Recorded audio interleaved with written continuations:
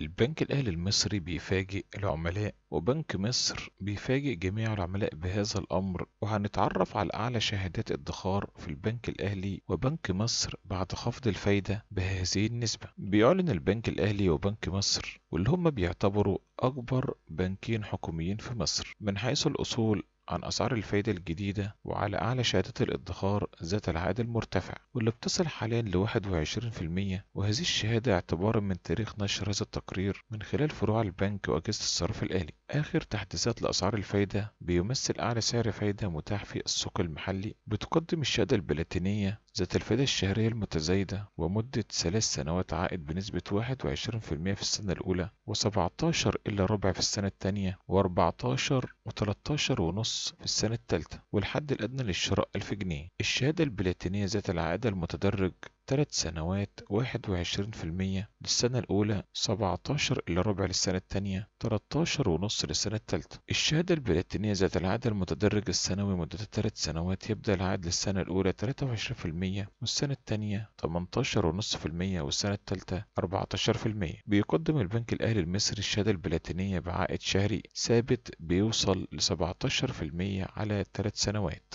تتوفر الشهادة البلاتينية بعائد متغير يبدأ من 1000 جنيه، وتمتد لمدة 3 سنوات بعائد سنوي 21.4%، بيدفع كل 3 شهور. شهادة ادخار لمدة 5 سنوات بعائد شهري 14.4%، ويبقى ثابتا طول مدة الشهادة. بنك مصر بيقدم شهادة يوماتي بعائد متغير بيبلغ حاليا 21 إلا ربع. شهادة ابن مصر الثلاثية بمعدل فائدة متناقص 20.5% سنوي في السنة الأولى، و17% في السنة الثانية، و13.5% في السنة الثالثة.